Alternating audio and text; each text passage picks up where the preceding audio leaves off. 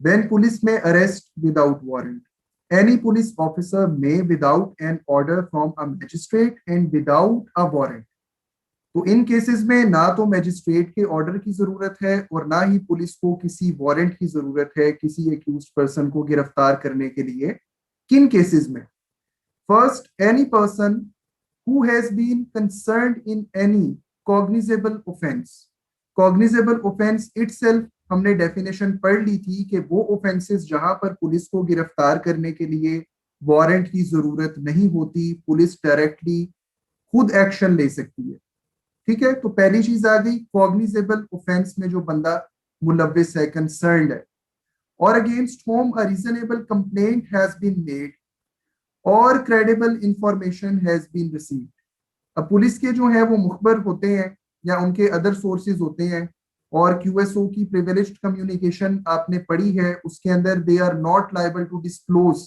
ना कोई अदालत पूछती है, ना कोई जज पूछता है, ना कोई और पूछ सकता है कि भैया आपका मुखबर कौन है। ठीक है, प्रिविलेज्ड है ये। तो कोई भी क्रेडिबल इंफॉर्मेशन मिली है, कोई कंप्लेंट जो है वो फाइल की गई है, और a reasonable suspicion exist of his having been so concerned. अब रीजनेबल सस्पिशन, ये जो पुलिस वाले तलाशी लेते हैं, ये हर किसी के नहीं लेते हैं, इनकी नजर काफी तेज होती है। तो रीजनेबल सस्पिशन एग्जिस्ट करता है किसी भी बंदे के खिलाफ, तो उसको जो है ये फिर कर सकते हैं। हाँ, लेकिन इनको बताना जरूरी है, ये दे आर ड्यूटी बाउंड के वो बताएंगे कि भाई हम किस लिए आपको गिरफ्तार कर रहे हैं और क्या शक है हमें आप पे। ठीक है। सेकेंडली, इसकी डिटेल की जा सकती है बहुत ज्यादा, लेकिन चूंकि टाइम कम है मैं फिर जल्दी जल्दी इस वजह से इसको पढ़ूंगा। Secondly, any person having in his possession without lawful excuse the burden of proving which excuse shall lie on such person any implement of housebreaking। इसको मैं दोबारा आपको बताऊंगा क्योंकि ये पेपर पॉइंट ऑफ व्यू से मेरे ख्याल में इंपॉर्टेंट है। जहां पर भी कोई बंदा जिसके पास कोई इंप्लीमेंट मिलता है हाउस ब्रेकिंग का, house breaking has been defined in PPC, शायद 446, मुझे हमेशा ये भूल जाता है, उसी के अंदर ये मौजूद, शायद 446 या 447 है। उसके अंदर 6 तरीके बताए गए हैं हाउस ब्रेकिंग का मतलब क्या है। ठीक है, तो हाउस ब्रेकिंग का थोड़ी बहुत मिसालें मैं दे देता हूँ। जैसे आपको सरूं खोद के जा रहे हैं, आपको दीवार फैलांग के जा रहे हैं, आप क्या करते हैं कि फोर्सेबली एंटर हो रहे हैं। ठीक है, आपने जो है वो रस्सी फेंक दी है ऊपर और उसके जरिए से आप चढ़ते हुए जा रहे हैं। तो ये चार, हाँ, या आपने कोई चाबी बना लिया है, यूनिवर्सल की है या नकली चाबी है, उससे आप ताला खोल के जाते हैं, ये हाउस ब्रेकिंग है।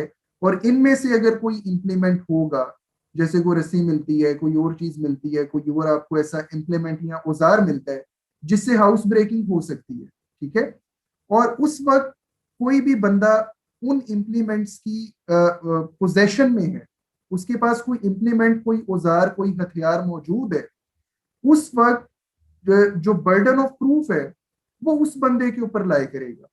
लेट से कि रात को 12 बजे 1 बजे एक बंदा जो है किसी घर के आसपास मंडलाता हुआ नजर आ रहा है और उसके पास इनमें से कोई एक चीज है, तो पुलिस वाला तो कहेगा ना जी कि तुम तो इसी काम के लिए आए हो, ये कौन सा वक्त है। ठीक हो गया। अब उसके बाद उस बंदे ने साबित करना है कि भाई नहीं, मैं इस नीयत से यहाँ पर नहीं आया। ठीक है, बर्डन ऑफ प्रूफ, ठीक है, बर्डन टू प्रूव वो उस बंदे के ऊपर उस टाइम होगा। ठीक है, तो अगर कोई बंदा इस तरह की पोजेशन में पाया जाए और वो पुलिस को सेटिस्फाई ना कर सके कि भाई नहीं, मेरी ऐसी कोई नीयत या इरादा नहीं है, तो फिर उसको विदाउट वारंट अरेस्ट किया जा सकता है। ठीक हो गया। Thirdly, any person who has been proclaimed as an offender either under this code or by order of the provincial government। ठीक है,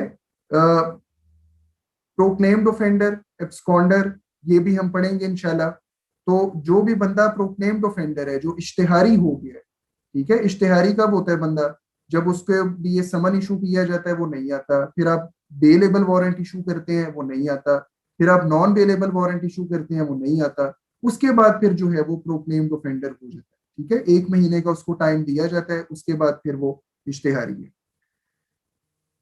तो जो इश्तेहारी बंदा है, प्रोक्लेम्ड ऑफेंडर है, उसको अरेस्ट करने के लिए वारंट की जरूरत नहीं है। Fourthly, any person in whose possession anything is found which may reasonably be suspected to be stolen property. अब ये जो गाड़ियां बंद करते हैं पुलिस वाले नाकों पे 550 में, फिर उसके बाद आपको सुपरदारी करवानी पड़ती है। बेसिकली सेक्शन 550 उनको एम्पावर करता है। वो आपसे क्या करेंगे, वो कॉपी मांगेंगे, कॉपी आपके पास नहीं है, ठीक है। आप अभी चले जाएं इधर किसी भी पुलिस स्टेशन में, वहां पर गाड़ियों और बाइकों की लाइन लगी होती है, तो बाइक्स वाले ज्यादातर इसी चक्कर में, लड़के वगैरह कॉपियां अपने पास नहीं रखते जो ऑनरशिप प्रूफ है। वो नहीं होगा तो समझा जाएगा कि दिस इज स्टोलन प्रॉपर्टी। ठीक हो गया। अच्छा जी, अब कहता है कि विच में reasonably be suspected to be stolen property and who में reasonably be suspected of having committed an offense with reference to such thing। अब जब उसके पास से कॉपी नहीं निकलती, ऑनरशिप प्रूफ नहीं निकलता, तो पुलिस तो यही सोचेगी कि ये कोई वारदात करके आ रहा है, ठीक है। तो फिर वो 550 में वो गाड़ी, वो बाइक, वो व्हीकल उसी टाइम फिर बंद हो जाती है। और उस बंदे को शक अगर पैदा हो जाए कि भाई इस बंदे ने ये काम किया है, तो वो बंदा भी डेफिनेटली फिर गिरफ्तार होगा। उसके बाद फिफ्थली में कहते हैं any person who obstructs a police officer while in the execution of his duty और हु हैज escaped और attempts to escape from lawful custody। तो इसके अंदर दो तीन चीजें आ गई। पहली चीज आ गई है वो बंदा जो कि पुलिस ऑफिसर को अपनी ड्यूटी एग्जीक्यूट करने से रोकता है, उसमें खलल पैदा करता है, ठीक हो गया।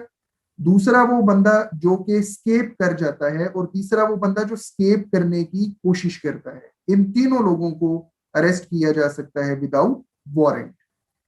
सिक्सथली में कहते हैं any person reasonably suspected of being a deserter from the armed forces of Pakistan. जो आर्म्ड फोर्सेस से भगोड़ा है उसको भी विदाउट वारंट अरेस्ट कर लिया जाएगा।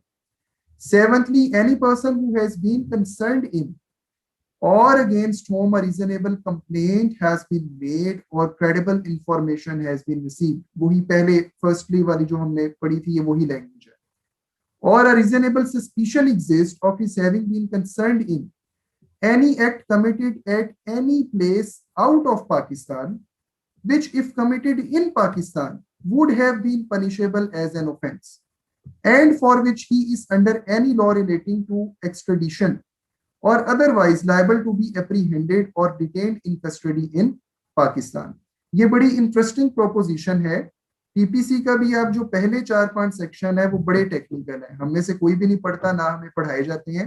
पीपीसी की मैं बात करूं, पाकिस्तान पीनल कोड, उसके अंदर ज्यूरिसडिक्शन की बात हुई है, तो यहां पर भी उस ज्यूरिसडिक्शन की बात की गई है कि एक बंदा पाकिस्तान से बाहर होकर अगर कोई ऑफेंस कमिट करता है तो that falls under the cognizable offences, ठीक है। और वो बंदा जब भी इधर आएगा तो पुलिस उसको गिरफ्तार कर सकती है और पुलिस उसको जो है फिर उसको ट्रायल भी चलेगा, ठीक है। बिल्कुल यही समझा जाएगा कि जैसे वो ऑफेंस उसने पाकिस्तान में रहते हुए कमिट किया है, ठीक है। और एक्सट्रेडिशन की भी यहाँ पर उन्होंने बात की है। तो बाज एक्सट्रेडिशन ट्रीटी आपको पता है जो कि प्रिजनर एक दूसरे मुल्क में ट्रांसफर करती है, ठीक है। इसके ऊपर अभी ज्यादा फिलहाल हम बात नहीं करेंगे।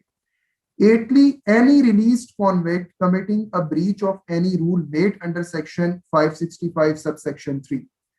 565 subsection 3 मुझे जहां तक याद पड़ता है, मैं अभी वैसे निकाल भी लेता हूँ, इसके अंदर ये होता है कि एक बंदे को रिलीज कर दिया जाता है, लेकिन उसके साथ कुछ कंडीशंस रखी जाती हैं कि भाई अगर वो थाने की हदूद को छोड़ के जाएगा तो पुलिस को बता के जाएगा, इसी तरीके से अपना जो है वो कंडक्ट सही रखेगा, ठीक है। इसी तरीके से वो फला फला हर महीने की फला तारीख को आएगा और अपना जो है वो हाजिरी वगैरह लगवाएगा पुलिस स्टेशन में। अगर वो एड्रेस चेंज करता है तो उसके लिए भी वो पाबंद होगा, फोन नंबर चेंज करता है तो उसके लिए भी पाबंद होगा, ठीक है। तो इन कंडीशंस के ऊपर उसको जो है वहां से रिलीज किया जाता है, छोड़ा जाता है, ठीक है। अब उस कंडीशंस की अगर कोई बंदा ब्रीच करेगा, लेट से कि वो बताए बगैर ज्यूरिसडिक्शन छोड़कर बाहर चला गया, थाने की ज्यूरिसडिक्शन हदूद छोड़ के, तो फिर जो है वो उसको विदाउट वारंट अरेस्ट कर लिया जाएगा, किया जा सकता है, ठीक है। ओके, नाइन्थली में कहते हैं any person for whose arrest a requisition has been received from another police officer provided that the requisition specifies the person to be arrested and the offense or other cause for which the arrest is to be made and it appears there from that the person might lawfully be arrested without a warrant by the officer who issued the requisition. अब इसमें बड़ी simple सी example मैं coat करूंगा, बात आपको clear हो जाएगी।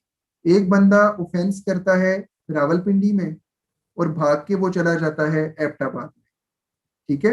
अब क्या होगा, अब इन्वेस्टिगेटिंग पुलिस जिस थाने की हद में उसने वो क्राइम कमिट किया है वहीं से इन्वेस्टिगेशन स्टार्ट होगी। अब क्या हुआ कि उनको इंफॉर्मेशन मिली कि भाई वो बंदा तो एबटाबाद में जाके छुपा है, ठीक है। अब यहां से क्या करेंगे, ऑफिशियली जो कम्युनिकेशन होती है between the police station, that is requisition, ठीक है। फिलहाल हम इसको इतना समझ लेते हैं। तो रेक्विजिशन का मतलब ये हो जाएगा कि जहां पर आपने एक पुलिस ने, ठीक है, वो किसी और टेरिटोरियल जुरिस्डिक्शन में है और किसी और टेरिटोरियल जुरिस्डिक्शन में जाकर उन्होंने एक बंदे को अरेस्ट करना है, ठीक है, तो उसके लिए वो रेक्विजिशन इशू करेंगे। तो नॉर्मली बस यही होता है कि अगर ज्यादा जल्दी हो तो फिर भी जाकर वो पकड़ लेते हैं, रेक्विजिशन वाले जो मामला होते हैं वो फिर बाद में कर लेते हैं, ठीक है। तो ये इस तरीके से फिर ये मामला सारे चलते हैं। तो ये था सेक्शन 54। तो अभी हम इसको सीआरपीसी की क्लास को कंक्लूड करते हैं। फौरन से आप लोग आ जाएं इस पे लॉ ऑफ एविडेंस पे।